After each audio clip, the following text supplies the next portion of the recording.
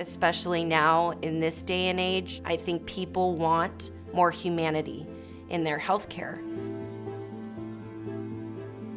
Working for my mom was my first medical job. She was diagnosed with lupus at a very young age. It was a difficult journey for her to get the right diagnosis, to find the right providers. She had a passion for taking her journey and trying to turn around and become a resource herself and become an advocate herself for other people who were recently diagnosed with lupus. And so I was always very proud of her. I helped my mom when I was a little girl. My mom was my first example of an advocate. Instead of succumbing to the challenges that she had, becoming an advocate and helping other people really paved the way for what I tried to do with my patients at our office. When I started at the front desk, I remember the thing that really struck me was the difference between the looks on people's faces when they came into Upstate Hearing and the looks on their faces when they left. To see the impact of that 15, 30-minute appointment with my colleagues and how much they were able to affect people on such a deep level every day. And I pretty much very quickly voiced my interest to the team about wanting to eventually become a provider.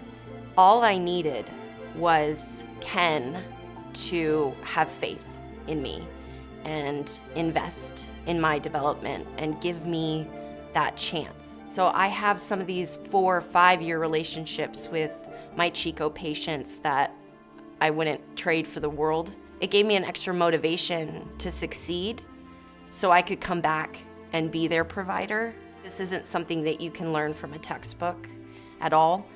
I learned from my team, really.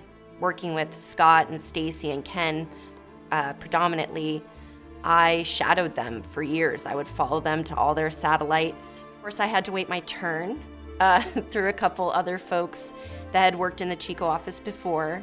But in the meantime, I was the lab manager, which basically gave me a ton of exposure to all kinds of different devices, software, tools, troubleshooting, and basically it was all the different situations that you would come across on a regular basis was really invaluable to me in my learning. Shortly after I was graced with the Chico office, we hired Renee. And Renee is amazing. She and her family have lived here for generations, and she can relate so easily. She's also an incredibly empathetic person, and she has this huge heart. One of the things that was really important for Renee and I was that we wanted to love on people. I know a lot of offices talk about customer service. Some interactions, unfortunately, can be really cold. And just like with what my mom went through, trying to find the right provider, trying to find the right office where she felt listened to and she felt cared for, it was really important for me to do the same.